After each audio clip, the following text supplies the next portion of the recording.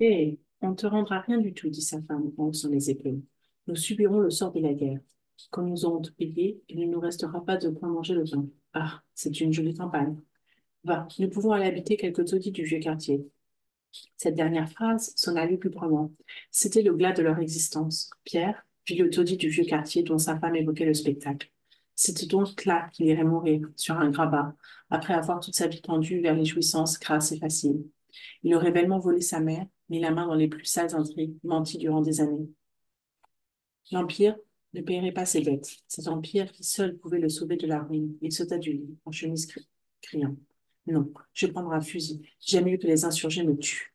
Ça, répondit Félicité, avec une grande tranquillité, tu pourras le faire demain ou après-demain, car les républicains ne sont pas loin. C'est un moyen comme un autre d'en finir.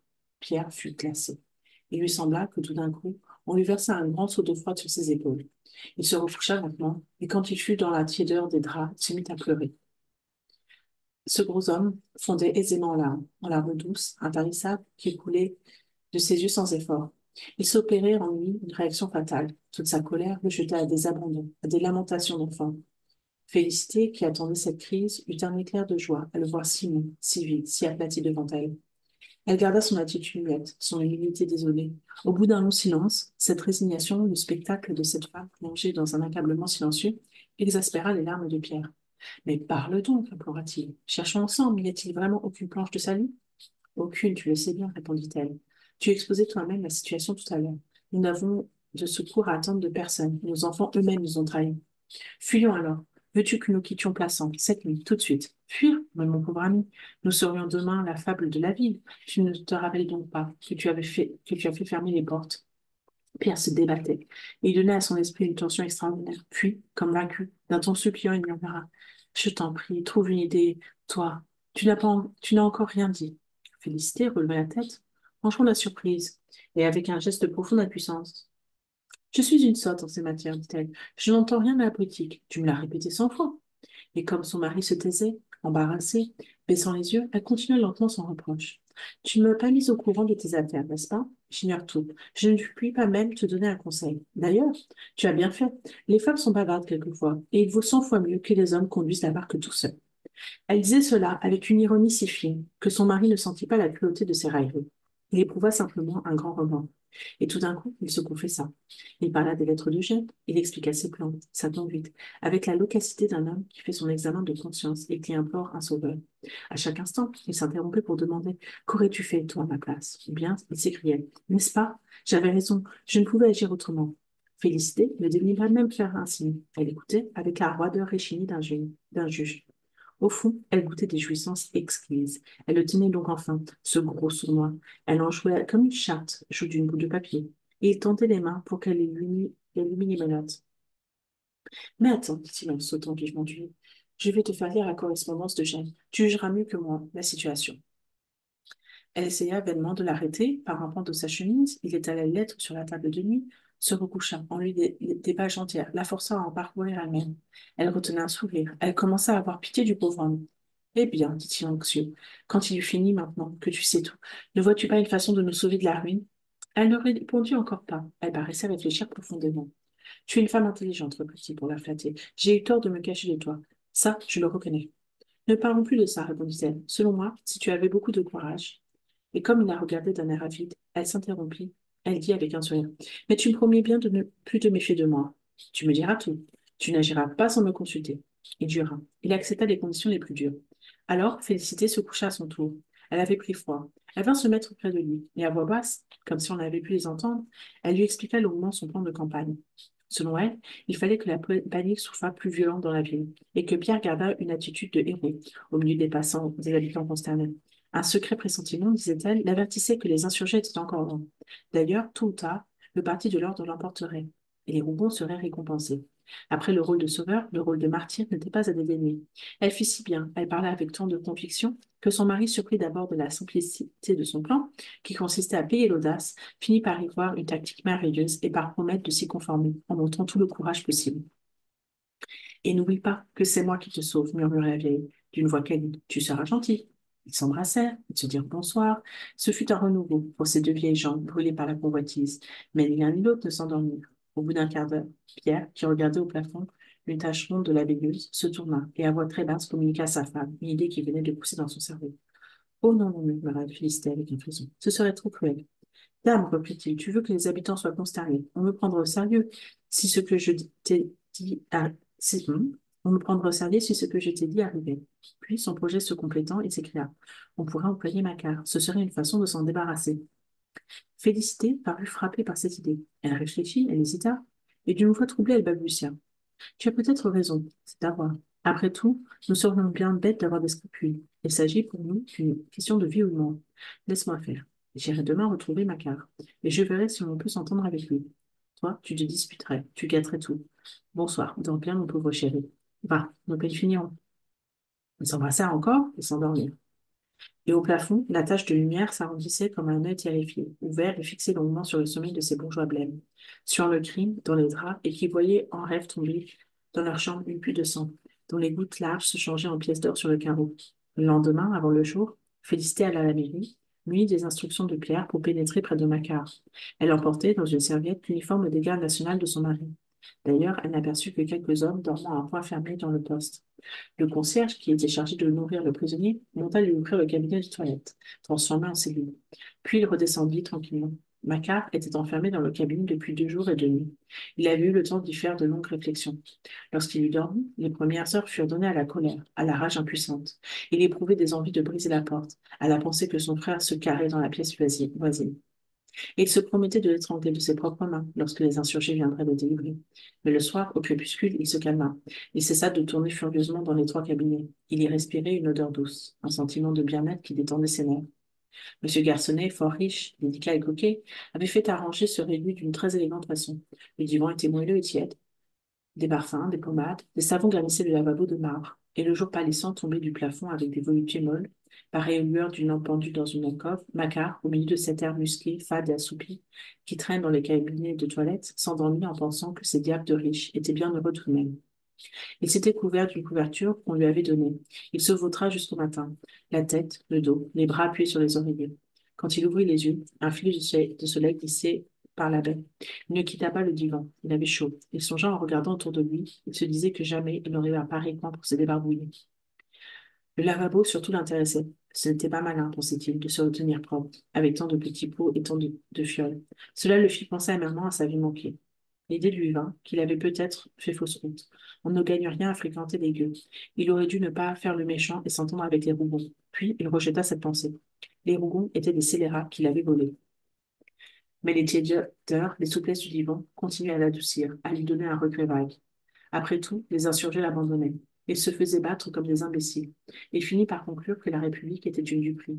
Ces Rougon avaient de la chance. Et il se rappela ses méchancetés inutiles, sa guerre sourde. Personne dans la famille ne l'avait soutenu, ni Aristide, ni le frère de Silver, ni Silver lui-même, qui était un sot de s'enthousiasmer pour les républicains et qui n'arriverait jamais à rien. Maintenant, sa femme était morte, ses enfants l'avaient quitté. Il crèverait seul, dans un coin, sans un sou, comme un chien. Décidément, il aurait dû se vendre à la réaction. En pensant cela, il lorgnait le lavabo, prit une grande envie d'aller se laver les mains avec une certaine poudre de savon contenue dans une boîte de cristal. Macquart, comme tous les fainéants qu'une femme ou leurs enfants nourrissent, avait des goûts de coiffeur. Bien qu'il portât des pantalons rapiécés, il aimait à s'inonder d'huile aromatique. Il passait des heures chez son barbier, où l'on parlait politique, et qui lui donnait un coup de peigne entre deux discussions. La tentation devint trop forte. Macquart s'installa devant le lavabo. Il se lava les mains, la figure. Il se coiffa, se parfuma, fit une toilette complète. Il usa de tous les flacons, de tous les savons, de toutes les poudres. Mais sa plus grande jouissance fut de s'essuyer avec les serviettes du maire. Elles étaient souples, épaisses. Il y époncha sa figure humide. Il respira béatement toutes les senteurs de la richesse. Puis, quand il fut pommadé, quand il sentit bon, de la tête aux pieds, il revint s'étendre sur le divan, rajeuni, porté aux idées conciliantes. Il éprouvait un mépris encore plus grand pour la République, depuis qu'il avait mis le nez dans les fioles de M. Garçonnet. L'idée lui poussa qu'il était peut-être encore temps de faire la paix avec son frère. Il pesa ce qu'il pourrait demander pour une trahison. Sa rancune contre les Rougon le mordait toujours au cœur. Mais il était à un de ces moments où, couché sur le dos, dans le silence, on se dit des vérités dures. On se gronde de ne s'être pas creusé, même au prix de ses peines les plus chères, un trou heureux pour vautrer ses lâchetés d'âme et de corps. Vers le soir, Antoine se décida à faire appeler son frère le lendemain. Mais lorsque le lendemain matin, il vit entrer félicité. Mais lorsque le lendemain matin, il vit entrer félicité, il comprit qu'on avait besoin de lui. Il se tint sur ses gardes. La négociation fut longue, pleine de traîtrises, menée avec un art infini. Ils échangèrent d'abord des plaintes vagues, Félicité surprise de trouver Antoine presque poli. Après la scène grossière qu'il avait faite chez elle le dimanche soir, le prit avec lui sur un ton de doux reproche. Elle déplora les haines qui désunissent les familles. Mais vraiment, il avait calomnié et poursuivi son frère avec un acharnement qui avait mis ce pauvre Rougon hors de lui. Parbleu, mon frère ne s'est jamais conduit en frère avec moi, dit Macar, avec une violence contenue. Est-ce qu'il est venu à mon secours? Il m'aurait laissé crever dans mon taudis.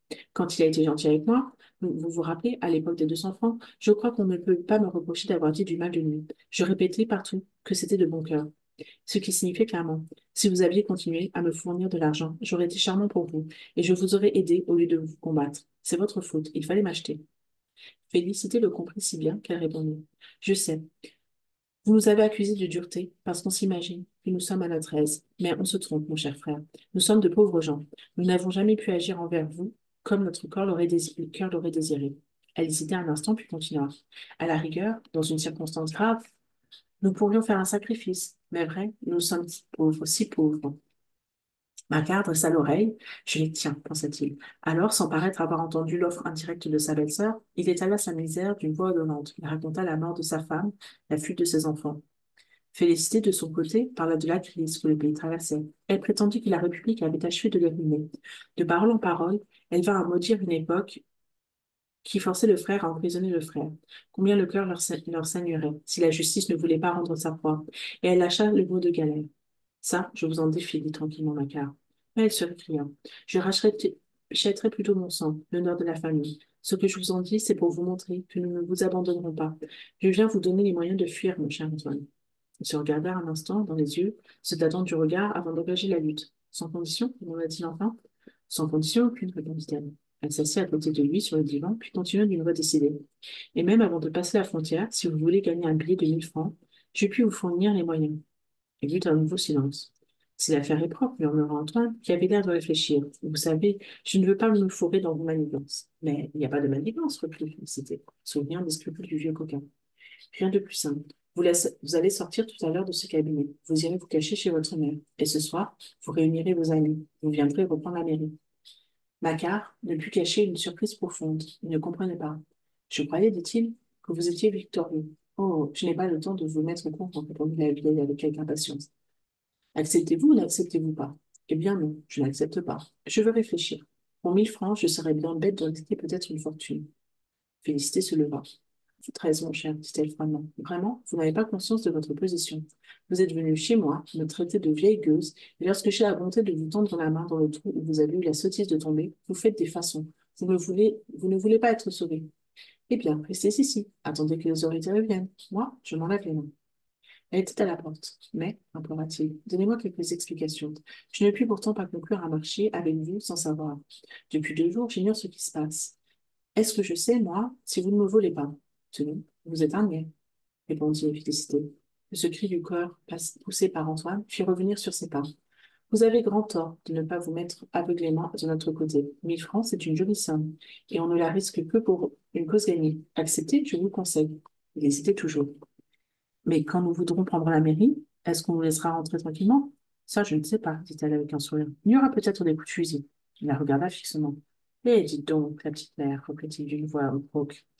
Vous n'avez pas au moins l'intention de me faire loger d'une balle dans la tête? Félicité rougit. Elle pensait justement, en effet, qu'une balle, pendant l'attaque de la mairie, leur rendrait un grand service en les débarrassant d'Antoine. Ce serait 1 000 francs de gagnés. Aussi se fâcha-t-elle en murmurant. Quelle idée, vraiment, c'est atroce d'avoir des idées pareilles.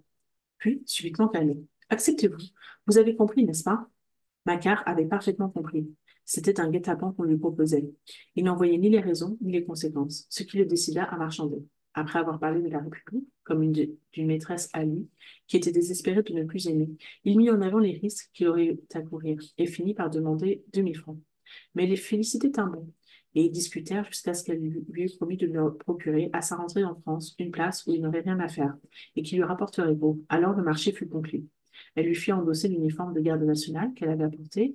Il devait se retirer paisiblement chez Candide, puis emmener vers minuit, sur la place de l'hôtel de ville, tous les républicains qu'il rencontrerait, en leur affirmant que la mairie était vide, qu'il suffirait d'en pousser la porte pour s'en emparer. Antoine demanda des arts et reçut 200 francs. Elle s'engagea à lui compter les 800 autres francs le lendemain. Les Rougon risquaient là les derniers sous dont ils pouvaient se disposer. Quand Félicité fut descendue, elle resta un instant sur la place pour voir sortir Macquart.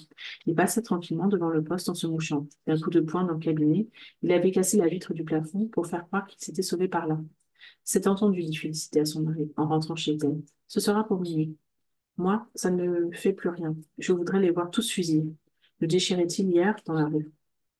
Tu étais bien bonne d'hésiter, répondit Pierre, qui se rasait. Tout le monde ferait comme nous à notre place. Ce matin-là, on était au mercredi, il soigna particulièrement sa toilette. Ce fut sa femme qui le peigna et noua sa cravate. Elle le tourna entre ses mains, comme un enfant qui va à la distribution des clés. Puis, quand il fut prêt, elle le regarda. Elle déclara qu'il était très convenable et qu'il aurait très bonne figure au milieu des graves événements qui se préparaient. Sa grosse face pâle avait en effet une grande dignité et un grand entêtement héroïque. Elle l'accompagna jusqu'au premier étage en lui faisant ses dernières recommandations. Il ne devait rien perdre de son attitude courageuse, quelle que fût la panique.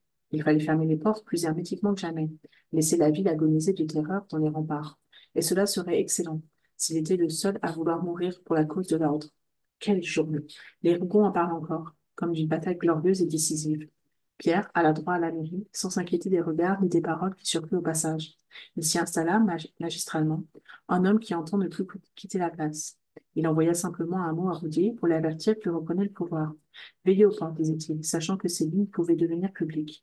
Moi, je veillerai à l'intérieur. Je ferai respecter les propriétés des personnes. C'est au moment où les mauvaises passions renaissent et l'emportent que les bons citoyens doivent chercher à les étouffer au péril de leur vie. Le style, les fautes d'orthographe rendaient plus héroïque ce billet, d'un laconisme antique. Pas un de ces messieurs de la commission provisoire ne parut. Les deux derniers fidèles, Gramont lui-même, se tinrent prudemment chez eux. De cette commission, dont les membres s'étaient évanouis, à mesure que la panique soufflait plus forte, il n'y avait que Rougon qui resta à son poste, sur son fauteuil de président. Ne daigna pas même envoyer un ordre de convocation. Lui seul, et c'était assez. Sublime spectacle d'un journal de la localité devait plus tard caractériser d'un mot le courage donnant la main au devoir. Pendant toute la matinée, on vit Pierre remplir la mairie de ses allées et venues. Il était absolument seul, dans ce grand bâtiment vide, dont les hautes salles retentissaient longuement du bruit de ses talons.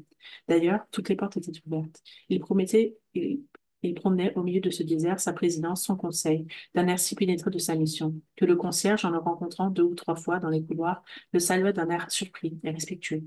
On l'aperçut derrière chaque croisée, et malgré le froid vite, il parut à plusieurs reprises sur le balcon, avec des liasses de papier dans les mains comme un homme affairé qui attend des messages importants. Puis, vers midi, il courut à la ville. Il vita les postes, parlant d'une attaque possible, donnant à entendre que les insurgés n'étaient pas loin. Mais il comptait, disait-il, sur le courage des braves gardes nationaux. S'il le fallait, il devait se faire tuer jusqu'au dernier pour la défense de la bonne cause. Quand il revint de cette tournée, lentement, gravement, avec l'allure d'un héros qui a mis de l'ordre aux affaires de sa patrie et qui n'attend plus que la mort, il put constater une véritable stupeur sur son chemin. Les promeneurs du cours, les petits rentiers incorrigibles, qu'aucune catastrophe n'aurait pu empêcher de venir pailler au soleil, à certaines heures, le regardèrent passer d'un air ahuri, comme s'ils ne le reconnaissaient pas, et qu'ils ne pussent croire des leurs, qu'un ancien marchand d'huile eut le front de tenir tête à toute une armée. Dans la ville, l'anxiété était à son comble. D'un instant à l'autre, on attendait la bande insurrectionnelle. Le bruit de l'évasion de Macquart fut commenté d'une effrayante façon. On prétendit qu'il avait été délivré par ses amis, les Rouges, et qu'il attendait la nuit, dans quelque coin, pour se jeter sur les habitants et mettre le feu aux quatre coins de la ville. Plassans, cloîtré, affolé, se dévorant lui-même dans sa prison de muraille, ne savait plus qu'inventer pour avoir peur. Les républicains, devant la fière attitude de Rougon, eurent une courte méfiance. Quant à la Villeneuve, aux avocats et aux commerçants retirés, qui la veille déblatéré contre le salon jaune, ils furent si surpris qu'ils n'osèrent plus attaquer ouvertement un homme d'un tel courage. Ils se contentèrent de dire qu'il y avait folie à braver ainsi les insurgés victorieux et que cet héroïsme inutile allait attirer sur place les plus grands malheurs. Puis, vers 3 heures, ils organisèrent une députation.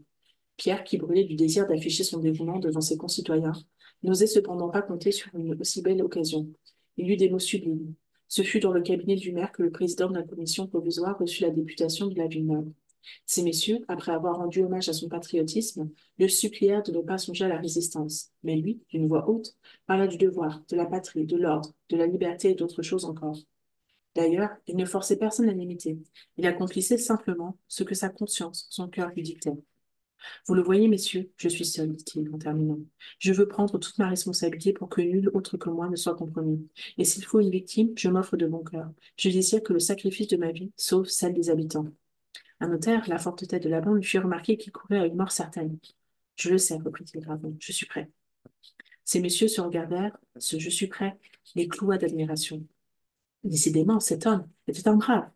Le notaire le conjura d'appeler à lui les gendarmes, mais il répondit que le sang de ses soldats était précieux et qu'il ne le ferait couler qu'à la dernière extrémité. La députation se retira lentement, très émue. Une heure après, Plassans traitait Rougon de héros. Les plus poltrons l'appelaient un vieux fou. Vers le soir, Rougon fut très étonné de voir accourir Gramont. L'ancien marchand d'amandes se jeta dans ses bras en l'appelant grand homme et en lui disant qu'il voulait mourir avec lui. Le «Je suis prêt» que sa bonne venait de lui rapporter de chez la fruitière l'avait réellement enthousiasmé. Au fond de ce peureux, de ce grotesque, il y avait des naïvetés charmantes. Pierre le garda, pensant qu'il ne tirerait pas conséquence. Il fut même touché du dévouement du pauvre homme. Il se promit de le faire complimenter publiquement par le préfet, ce qui ferait crever de dépit les autres bourgeois qu'il avait si lâchement abandonnés. Et tous deux, ils attendirent la nuit, dans la mairie déserte. À la même heure, Aristide se promenait chez lui, d'un air profondément inquiet. L'article de Vuillet l'avait surpris. L'attitude de son père le stupéfait. Il venait de l'apercevoir à une fenêtre en cravate blanche, en redingote noire, si calme à l'approche du danger, que toutes ses idées étaient bouleversées dans sa pauvre tête. Pourtant, les insurgés revenaient victorieux. C'était la croyance de la ville entière. Mais des doutes lui venaient. Il ferait quelques farces lugubres. N'osant plus se présenter chez ses parents, il y avait envoyé sa femme. Quand Angèle revint, elle lui dit de sa voix traînante: Ta mère t'attend. Elle n'est pas en colère du tout, mais elle a l'air de se moquer joliment de toi. Elle m'a répété à plusieurs reprises que tu pouvais remettre ton écharpe dans ta poche. Aristide fut horriblement vexé. D'ailleurs, il courut à la rue de la Banne, prêt aux plus humbles soumissions. Sa mère se contenta de l'accueillir avec des rires de dédain. Ah, mon pauvre garçon, dit-elle en l'apercevant, tu n'es décidément pas fort. Est-ce qu'on sait, dans un trou comme Plassans, s'écria-t-il avec dépit. J'y deviens bête. Ma parole d'honneur, pas une nouvelle, et l'on grelotte. C'est d'être enfermé dans ces gredins de remparts. Ah, si j'avais pu suivre Eugène à Paris. Puis, amèrement, voyant que Félicité continuait à rire, vous n'avez pas été gentille avec moi, ma mère. Je sais bien des choses. Allez, mon frère vous tenait au courant de ce qui se passait. Et jamais vous ne m'avez donné la moindre indication utile. Tu sais cela, toi, dit Félicité, devenue sérieuse et méfiante. Eh bien, tu es alors moins bête que je ne croyais. Est-ce que tu décacheterais les lettres comme quelqu'un de ma connaissance? Non. Mais j'écoute aux portes, répondit Aristide avec un grand aplomb. Cette franchise ne déplut pas à la vieille femme. Elle se remit à sourire et plus douce. Alors, Bêta, demanda-t-elle, comment se fait-il que tu ne sois pas ralliée plus tôt? Ah, voilà, dit le jeune homme, embarrassé. Je n'avais pas grande confiance en vous. Vous receviez de telles brutes. Mon beau-père, Granou et les autres. Et puis, je ne voulais pas trop m'avancer. Il hésitait. Il reprit d'une voix inquiète. Aujourd'hui, vous êtes bien sûr au moins du succès du coup d'État? Moi? S'écria Félicité, que les doutes de son fils baissaient. Moi, je ne suis sûre de rien. Vous m'avez pourtant fait dire d'ôter mon écharpe. Oui, parce que tous ces messieurs se moquent de toi. Aristide resta planté sur ses pieds, le regard perdu, semblant contempler un des ramages du papier orange. Sa mère fut prise d'une brusque impatience à le voir ainsi hésitant. Tiens, dit-elle, je reviens à la première opinion. Tu n'es pas fort. Et tu aurais voulu qu'on te fît lire les lettres de Jeanne. Mais malheureux, avec tes continuelles incertitudes, tu aurais tout gâché. Tu es là, à hésiter. Moi, j'hésite, interrompit-il en jetant sur sa mère un regard clair et froid. Ah bien, vous ne me connaissez pas. Je mettrais le feu à la pile si j'avais envie de me chauffer les pieds. Mais comprenez donc que je ne veux pas faire fausse route. Je suis lasse de manger mon pain dur, et j'entends tricher la fortune. Je ne jouerai qu'à coup sûr. Il avait prononcé ces paroles avec une telle âpreté que sa mère, dans cet appétit brûlant du succès, reconnut le cri de son sang. Elle murmura: Ton père a bien du courage. Oui, je l'ai vu, reprit-il en ricanant. Il a une bonne tête. Il m'a rappelé Léonidas au Thermopyles. Est-ce que c'est toi, ma mère, qui lui a fait cette figure-là, et gaiement, avec un geste résolu? Tant pis, s'écria-t-il, je suis bonapartiste. Papa n'est pas un homme à se faire tuer sans que cela lui rapporte bon. Et tu as raison, dit Samuel. Je ne puis parler, mais tu verras demain. Il n'insista pas. Il lui jura qu'elle serait bientôt glorieuse de lui. Et il s'en alla, tandis que Félicité, sentant se réveiller ses anciennes préférences, se disait à la fenêtre en le regardant s'éloigner, qu'il avait un esprit de tous les diables, et que jamais elle n'aurait eu le courage de le laisser partir sans le mettre enfin dans la bonne voie. Pour la troisième fois, la nuit pleine d'angoisse tombait sur Plassans. La ville agonisante en était au dernier hâle. Les bourgeois rentraient rapidement chez eux. Les portes se barricadaient avec un grand bruit de boulons et de barres de fer. Le sentiment général semblait être que Plassans n'existerait plus le lendemain, qu'il se serait abîmé sous terre ou évaporé dans le ciel. Quand Rougon rentra pour dîner, il trouva les rues absolument désertes.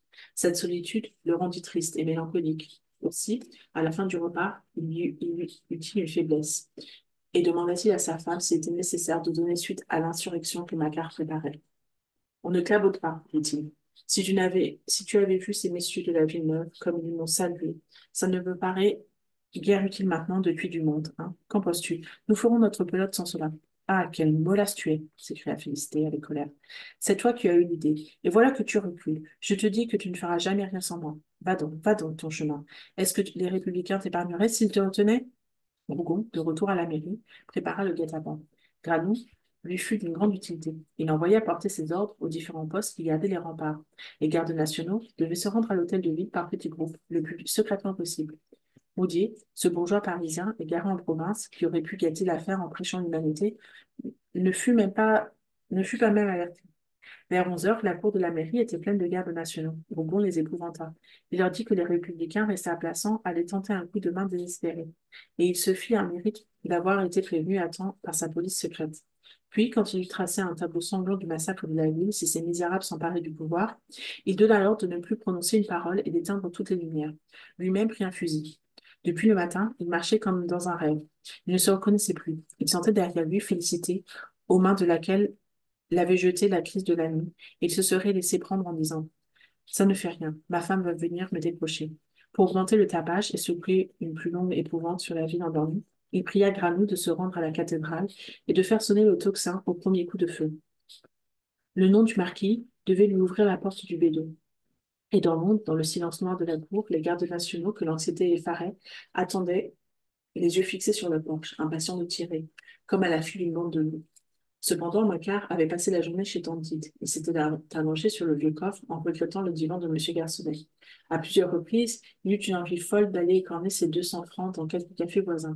Cet argent qu'il avait mis dans une de ses poches de son gilet lui brûlait le flanc. Il employait le temps à le dépenser en imagination. Sa mère, chez laquelle depuis quelques jours ses enfants accouraient, éperdue, la mine pâle, sans qu'elle sortît de son silence, sans que sa figure perdît son immobilité morte, tourna autour de lui avec ses mouvements roides d'automate, ne paraissant même pas s'apercevoir de sa présence. Elle ignorait les peurs qui bouleversaient la vie close. Elle était à milieu de Plassans, montée dans cette continuelle idée fixe qui tenait ses yeux ouverts, vide de pensée. À cette heure pourtant, une inquiétude, un souci humain faisait par instant battre ses paupières. Antoine, ne pouvant résister au désir de manger un bon morceau, l'envoya chercher un poulet rôti chez un traiteur du Faubourg, quand il fut attablé. Hein, lui dit-il, tu n'en manges pas souvent, du poulet? C'est pour ceux qui travaillent et qui savent faire leurs affaires. Toi, tu as toujours tout gaspillé. Je parie que tu donnes tes économies à cette sainte nitouche de Silver. Il a une maîtresse, le sang. Va, si tu as un magot caché dans quelque coin, tu le feras sauter joliment un jour. Il ricanait. Il était tout brûlant d'une joie fauve. L'argent qu'il avait en poche, la trahison qu'il préparait, la certitude de s'être vendu à un bon prix, l'emplissait du contentement des gens mauvais qui redeviennent naturellement joyeux et railleurs dans le mal.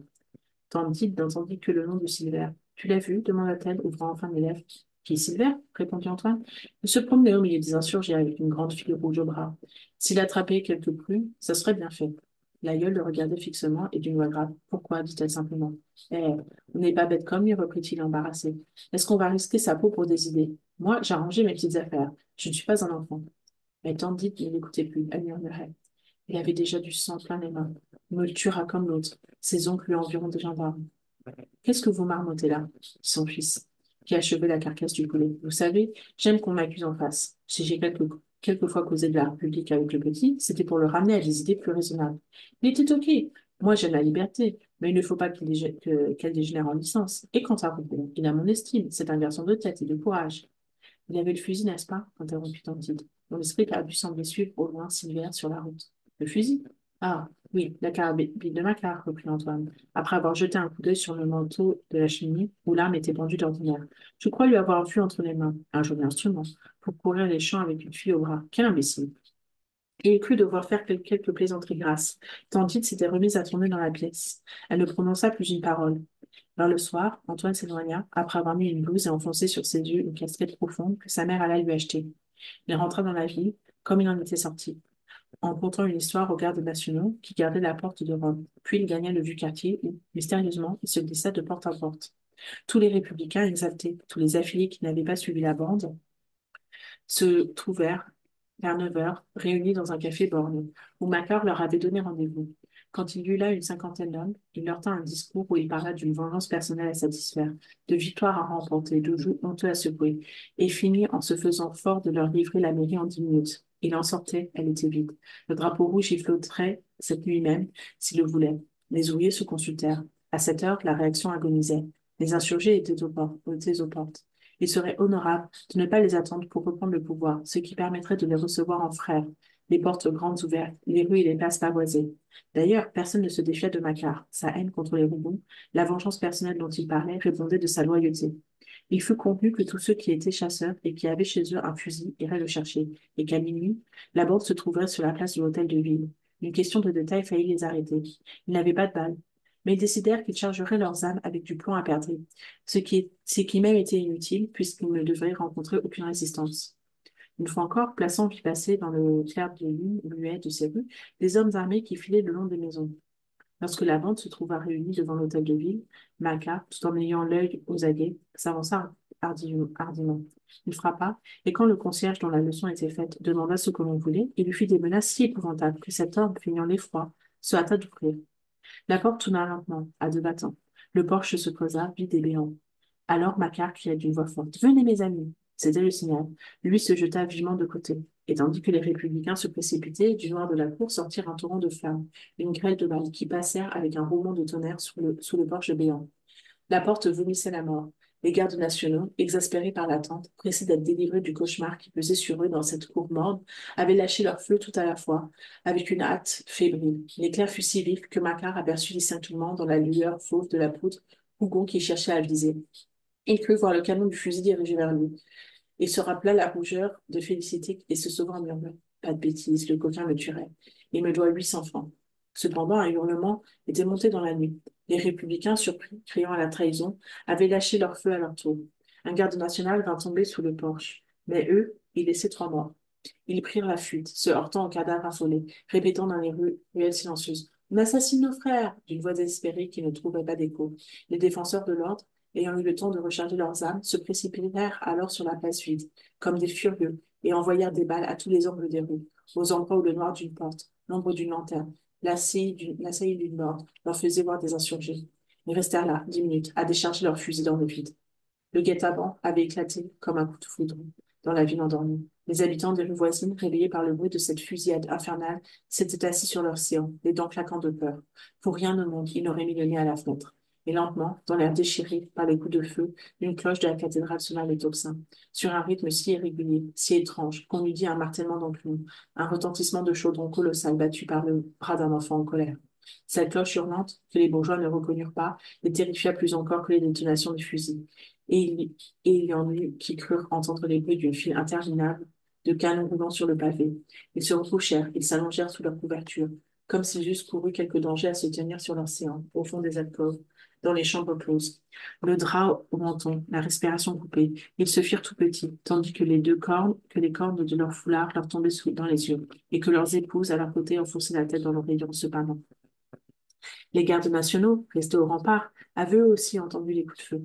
Ils accoururent à la débandade, par groupes de 5 ou 6, croyant que les insurgés étaient entrés au moyen de quelques souterrains et troublant le silence des rues du tapage de leur course, ahuris. Roudier arriva, un des premiers, mais Rougon les renvoya à leur poste, en leur disant sévèrement qu'on n'abandonnait pas ainsi les portes d'une ville. Consternés de ce reproche, car dans leur panique, ils avaient en effet laissé les portes sans un défenseur, ils reprirent leur galop. Ils repassèrent dans les rues avec un fracas plus épouvantable encore. Pendant 1 heure, Plassans put croire qu'une armée affolée le traversait en tous sens. La fusillade, le tocsin, les marches et les contre-marches des gardes nationaux, leurs âmes qu'ils traînaient comme des gourdins, leur appel effaré dans l'ombre, faisaient un vacarme assourdissant de villes prises d'assaut et livrées au pillage. Ce fut le coup de grâce pour les malheureux habitants, qui crurent tous à l'arrivée des insurgés. Ils avaient bien dit que ce serait leur nuit suprême, que Plassans, avant le jour, s'abîmerait sous terre ou s'évaporerait en fumée. Et dans leur lit, ils attendaient la catastrophe, fous de terreur, s'imaginant par instant que leur maison remuait déjà. Granit sonnait toujours le tocsin. Quand le silence fut retombé sur la ville, le bruit de cette cloche devint lamentable. Rougon, que la fièvre brûlait, se sentit exaspéré par ces sanglots lointains. Il courut à la cathédrale dont il trouva la petite porte ouverte. Le bedeau était sur le seuil. Eh, il y en a assez, cria-t-il à cet homme. On dirait quelqu'un qui pleure, c'est énervant. Mais ce n'est pas moi, monsieur, répondit le bedeau. d'un air désolé. C'est Monsieur Granoux qui est monté dans le clocher. Il faut vous dire que j'avais tiré le bâton de la cloche, par ordre de Monsieur Curé, justement pour éviter qu'on sonne le tocsin. Monsieur Granoux n'a pas voulu entendre raison. Il a grimpé quand même. Je ne sais pas à quoi diable il peut faire ce bruit. Avec quoi diable il peut faire ce bruit. Hugo monta précipitamment l'escalier qui menait aux cloches en criant: Assez, assez, pour l'amour de Dieu, finissez donc. Quand il fut en haut, il s'aperçut avec un rayon de lune qui entrait dans la dentelure du logis, Granoux sans chapeau, l'air furieux, tapant devant lui avec un gros marteau, et qu'il y allait de bon cœur. Il se renversait, prenait un élan, et tombait sur le bronze sonneur, comme s'il voulut le défendre. Toute sa personne grasse se ramassait. Puis, quand il s'était jeté sur la grosse cloche immobile, les vibrations le renvoyaient en arrière, et il revenait avec un nouvel emportement. On aurait dit un forgeron battant un fer chaud, mais un forgeron en redingote, court et chaud, l'attitude maladroite et rageuse. La surprise cloua un instant Rougon devant ce bourgeois endiablé, se battant avec une cloche, dans un rayon de lune. Alors il comprit les bruits de chaudron que cet étrange sonneur secouait sur la ville. Il lui cria de s'arrêter. L'autre n'entendit pas. Il dut le prendre par sa redingote et Granoux le reconnaissant. Hein, dit-il d'une voix triomphante. Vous avez entendu? J'ai essayé d'abord de taper sur la cloche avec mes poings. Ça me faisait mal. Heureusement, j'ai trouvé ce marteau. Encore quelques coups, n'est-ce pas? Mais Rougon l'emmena. Granoux était radieux. Il s'essuyait le front et faisait promettre à son compagnon de bien dire le lendemain que c'était avec un simple marteau qu'il avait fait tout ce bruit-là. Quel exploit et quelle importance allait lui donner cette furieuse sonnerie. Vers le matin, Rougon songea à rassurer Félicité. Par ses ordres, les gardes nationaux s'étaient enfermés dans la mairie. Il avait défendu qu'on relevât les morts, sous prétexte qu'il fallait un exemple au peuple du vieux quartier.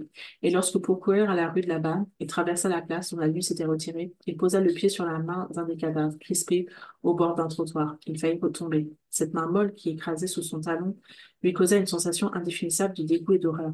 Il suivit les rues désertes à grandes enjambées, croyant sentir derrière son dos un poing sanglant qui le poursuivait. Il y en a 4 par terre, dit-il en entrant. Ils se regardèrent, comme étonnés eux-mêmes de leur crime. La lampe donnait à leur pâleur une teinte de cire jaune. Les as-tu laissés? Demanda Félicité. Il faut qu'on les trouve là. Parbleu, je ne les ai pas ramassés. Ils sont sur le dos. J'ai marché sur quelque chose de mou. Il regarda son soulier. Le talon était plein de sang. Pendant qu'il mettait une autre paire de chaussures, Félicité reprit. Eh bien, tant mieux, c'est fini. On ne dira plus que tu tires des coups de fusil dans les glaces. La fusillade, que les Rougons avaient imaginée pour se faire accepter définitivement comme les sauveurs de Plassans, jeta à leurs pieds la ville épouvantée et reconnaissante. Le jour grandit morne, avec ses mélancoliques crises, les matinées d'hiver. Les habitants, n'entendant plus rien, las de trembler dans leurs draps, se hasardèrent. Il en vint 10 à 15. Puis, le bruit courant que les insurgés avaient pris la fuite en laissant les morts dans tous les rameaux, dans tous les ruisseaux, plaçant, entier se leva, descendit sur la place de l'hôtel de ville. Pendant la journée, les curieux défilèrent autour des 4 cadavres. Ils étaient horriblement mutilés. Un surtout qui avait 3 balles dans la tête, le crâne soulevé, laissait voir la cervelle à nu. Mais le plus atroce des 4 était le garde national tombé sous le porche. Il avait reçu en pleine figure toute une charge de ce plomb à perdre dont s'étaient servis les républicains, faute de balles. Sa face trouée criblée suait de sang. La foule s'emplit les yeux de cette horreur, longuement, avec cette avidité des poltrons pour les spectacles ignobles. On reconnut le garde national. C'était le charcutier du Gruel, celui que Roudy accusait, le lundi matin, d'avoir tiré avec une vivacité coupable. Des 3 autres morts, 2 étaient des ouvriers chapeliers. Le troisième restait inconnu. Et devant des mares rouges qui tachaient le pavé, des groupes béants frissonnaient, regardant derrière eux d'un air de méfiance, comme si cette justice sommaire qui avait dans les ténèbres rétabli l'ordre à coups de fusil les guettait, épiait leurs gestes et leurs paroles, prête à les fusiller à leur tour. S'ils ne se baisaient pas avec enthousiasme la main, s'ils ne baisaient pas avec enthousiasme la main qui venait de les sauver de la démagogie. La panique de la nuit grandit encore l'effet terrible causé le matin par la vue des 4 cadavres. Jamais l'histoire vraie de cette fusillade ne fut connue.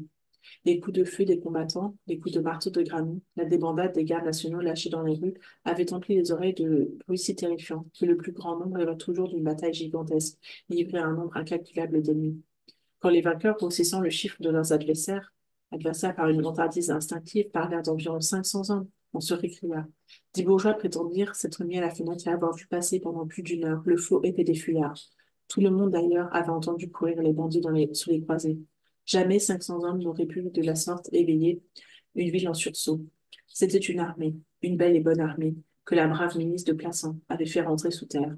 Ce mot que prononça Rougon, ils sont rentrés sous terre, parut une grande justesse, car les postes chargés de défendre les remparts jurèrent toujours leur grand Dieu que pas un homme n'était entré ni sorti, ce qui ajouta au fait d'armes du point de mystère.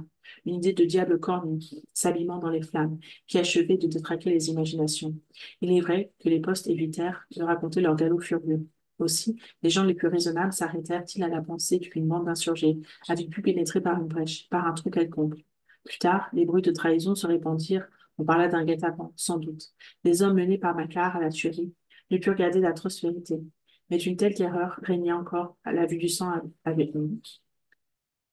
Mais une telle terreur régnait encore. La vue du sang avait jeté à la réaction un tel nombre de poltrons qu'on attribua ces buts à la rage des républicains vaincus. On prétendit d'autre part que Macquart était prisonnier de Rougon et que celui-ci le gardait dans un cachot humide où il le laissait lentement mourir de faim. Cet horrible conte fit saluer Rougon jusqu'à terre. Ce fut ainsi que ce grotesque, ce bourgeois ventru, mou et blême, devint en une nuit un terrible monsieur dont personne n'osa plus rire. Il avait mis un pied dans le sang. Le peuple du vieux quartier resta muet d'effroi devant les morts. Mais, vers 10 heures, quand les gens comme il faut de la ville neuve arrivèrent, la place s'emplit de conversations sourdes, d'exclamations étouffées. On parlait de l'autre attaque, de cette prise de la mairie, dans laquelle une classe seule avait été blessée. Et cette fois, on ne plaisantait plus, Rougon. On le nommait avec un respect effrayé. C'était vraiment un héros, un sauveur. Les cadavres, les yeux ouverts, regardaient ces messieurs, les avocats et les rentiers qui frissonnaient en murmurant que la guerre civile a de bien tristes nécessités. Le notaire, le chef de la députation, envoyé la veille à la mairie, allait de groupe en groupe, rappelant que le «je suis prêt» de l'homme énergique, auquel on devait le salut de la ville. Ce fut un aplatissement général. Ceux qui avaient le plus cruellement raillé les 41, ceux surtout qui avaient traité les Rougon d'intrigants et de lâches, tirant des coups de fusil en l'air, parlèrent les premiers de décerner une couronne de laurier aux grands citoyens dont Plassans serait éternellement glorieux. Car les mares de sang séchaient sur le pavé. Les morts disaient par leurs blessures à quelle audace le parti du désordre, du pillage, du meurtre en était venu, et quelle main de fer il avait fallu pour étouffer l'insurrection. Et Granou, dans la foule, recevait des félicitations et des poignées de main. On connaissait l'histoire du marteau. Seulement, par un mensonge innocent dont il n'eut bientôt plus conscience lui-même, il prétendit qu'ayant vu les insurgés le premier, il s'était mis à taper sur la cloche pour sonner l'alarme. Sans lui, les gardes nationaux se trouvaient massacrés. Cela doubla son importance. Son exploit fut déclaré prodigieux. On ne l'appela plus Monsieur Isidore, vous savez, le monsieur qui a sonné le tocsin avec un marteau. Bien que la phrase fût un peu longue, Granou l'eût prise volontiers comme titre nobiliaire, et l'on ne put désormais prononcer devant lui le mot marteau sans qu'il crût à une délicate flatterie. Comme on enlevait les cadavres, Aristide vint les flairer. Il les regarda sur tous les sens, une en l'air, interrogeant les visages. Il avait la mine sèche, les yeux clairs. De sa main, la veille emmaillotée, libre à cette heure, il souleva la blouse d'un des morts pour mieux voir sa blessure. Cet examen parut le convaincre. Il lui ôta un doute. Il serra les lèvres, resta là un moment sans rien, sans dire mot, puis se retira pour aller presser la distribution de l'indépendant, dans lequel il avait mis un grand article. Le long des maisons, il se rappelait ce mot de sa mère. Tu verras demain. Il avait lu, c'était très fort. Ça l'épouvantait même un peu. Cependant, Rougon commençait à être embarrassé de sa victoire. Seul dans le cabinet de Monsieur Garçonnet, écoutant les bruits sourds de la foule, il éprouva un étrange sentiment qui l'empêchait de se montrer au balcon. Ce sang, dans lequel il avait marché, lui engourdissait les jambes. Il se demandait ce qu'il allait faire jusqu'au soir. Sa pauvre tête vide, détraquée par la crise de la nuit, cherchait avec désespoir une occupation, un ordre à donner, une mesure à prendre qui pût le distraire. Mais il ne savait plus. Où donc Félicité le menait-elle? Était-ce fini? Allait-il falloir encore tuer du monde? La peur le prenait. Il lui venait des doutes terribles. Il voyait l'enceinte des remparts trouée de tous les côtés par l'armée vengeresse des Républicains, lorsqu'un grand cri «Les insurgés! Les insurgés!» éclata sous les fenêtres de la mairie. Il se leva d'un bond et, soulevant le rideau, il regarda la foule qui courait, éperdue sur la place. À ce coup de foudre, en moins d'une seconde, il se vit ruiné, plié, assassiné. Il maudit sa femme, il maudit la ville entière. Et comme il regardait derrière lui d'un air louche, cherchant une issue, il entendit la foule éclater en applaudissements, pousser des cris de joie, ébranler les vitres d'une allégresse folle. Il revint à la fenêtre. Les femmes agitaient leurs mouchoirs. Les hommes s'embrassaient. Il y en avait qui se prenaient la main et qui dansaient. Stupide, il resta là, ne comprenant plus, sentant sa tête tourner. Autour de lui, la grande mairie, déserte et silencieuse, l'épouvantait. Hugo, quand il se confessa à Félicité, ne put jamais dire combien de temps avait duré son supplice. Il se souvint seulement qu'un bruit de pas, éveillant les échos des vastes salles, l'avait tiré de sa stupeur. Il attendait des hommes en blouse, armés de fouets et de gourdins, et ce fut la commission municipale qui entra, correcte, en habit noir, l'air sérieux. Pas un membre ne manquait. Une heureuse nouvelle avait guéri tous ces messieurs à la fois. Granou se jeta dans les bras de son cher président. Les soldats, bégaya-t-il, les soldats. Un régiment venait en effet d'arriver sous les ordres du colonel Masson et de monsieur Blériot, préfet du département. Les fusils aperçus des remparts au loin dans la plaine, avait d'abord fait croire à l'approche des insurgés. L'émotion de Rougon fut si forte que deux grosses larmes coulèrent sur ses joues. Il pleurait, le grand citoyen. La commission municipale regarda tomber ses larmes avec une admiration respectueuse. Mais Granou se jeta de nouveau au cou de son ami en criant: Ah, que je suis heureux! Vous savez, je suis un homme franc, moi. Eh bien, nous avions tous peur, tous, n'est-ce pas, messieurs? Vous seul étiez grand, courageux, sublime. Quelle énergie il a dû vous falloir. Je le disais tout à l'heure à ma femme, Rougon est un grand homme, il mérite d'être décoré. Alors, ces messieurs parlèrent d'aller à la rencontre du préfet. Rougon, étourdi, suffoqué, ne pouvant croire à ce triomphe brusque, balbutiait comme un enfant. Il reprit haleine. Il descendit calme avec la dignité que réclamait cette solennelle occasion. Mais l'enthousiasme qui accueillait la commission et son président sur la place de l'hôtel de ville faillit troubler de nouveau sa gravité de magistrat. Son nom circulait dans la foule, accompagné cette fois des éloges les plus chauds. Il entendit tout un peuple refaire l'aveu de Gramont, le traité de héros, resté debout et inébranlable au milieu de la panique universelle. Et jusqu'à la place de la sous-préfecture, où la commission rencontra le préfet, il but sa popularité, sa gloire, avec les pâmoisons secrètes de femmes amoureuses dont les désirs sont enfin assouvis.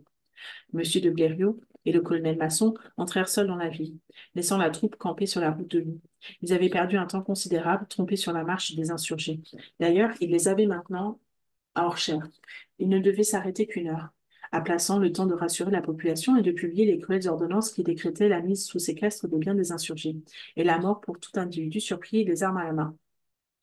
Le colonel Masson eut un sourire lorsque le commandant de la garde nationale fit tirer les verrous de la porte de Rome avec un bruit épouvantable de vieilles ferrailles. Le poste accompagna le préfet et le colonel comme garde d'honneur. Tout le long du cours Sauvert, Roudier raconta à ces messieurs l'épopée de Rougon, les 3 jours de panique terminés par la victoire éclatante de la dernière nuit. Aussi, quand les deux cortèges se trouvèrent face à face, M. de Blériot s'avança vivement vers le président de la commission, lui serrant les mains, le félicitant, le priant de veiller encore sur la ville jusqu'au retour des autorités. Et Rougon saluait, tandis que le préfet, arrivé à la porte de la sous-préfecture, où il désirait se reposer un moment, disait à voix haute qu'il n'oublierait pas dans son rapport de faire connaître sa belle et courageuse conduite.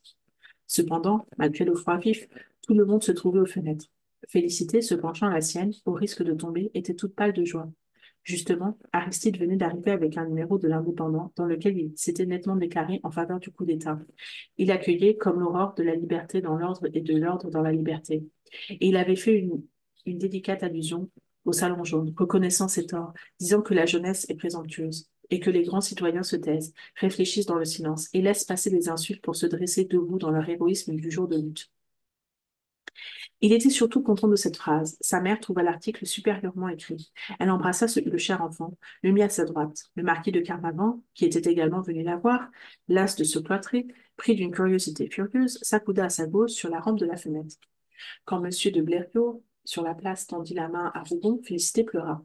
Oh, vois, dit-elle à Aristide, il lui a serré la main. Tiens, il la lui prend encore.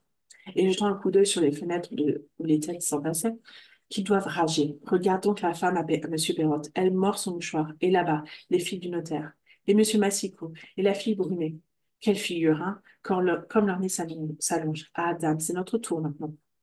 Elle suivit la scène qui se passait à la porte de la sous-préfecture avec des ravissements, des frétillements qui secouaient son corps de cigale ardente. Elle interprétait les moindres gestes. Elle inventait les paroles qu'elle ne pouvait saisir.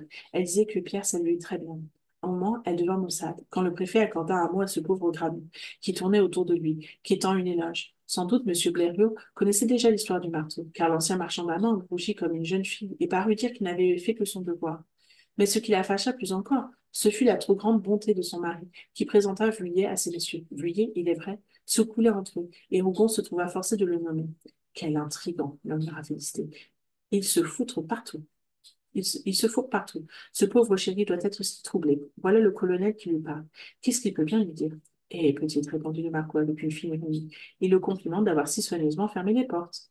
Mon père a sauvé la ville, dit Aristide d'une voix sèche. Avez-vous vu les cadavres, monsieur? Monsieur de Carnavant ne répondit pas et se retira même de la fenêtre et alla s'asseoir dans un fauteuil en hochant la tête d'un air légèrement dégoûté. À ce moment-là, à ce moment, le préfet ayant quitté la place, Rougon accourut, se jeta au cou de sa femme. Ah, ma bonne, balbutia-t-il. Il ne put en dire davantage. Félicité lui fut aussi embrassé Aristide, en lui parlant du superbe article de l'Indépendant. Pierre aurait également baisé le marquis sur les joues, tant il était ému. Mais sa femme le prit à part et lui donna la lettre d'Eugène qu'elle avait remise sous enveloppe. Elle prétendit qu'on venait de la porter. Pierre, triomphant, la lui tendit après l'avoir lue. Tu es une sorcière, lui dit-il. Tu as tout deviné. Ah, quelle sottise, j'allais faire sans toi. Va, nous ferons nos petites affaires ensemble. Embrasse-moi, tu es une brave femme. Il la prit dans ses bras, tandis qu'elle échangeait avec le marquis un discret sourire.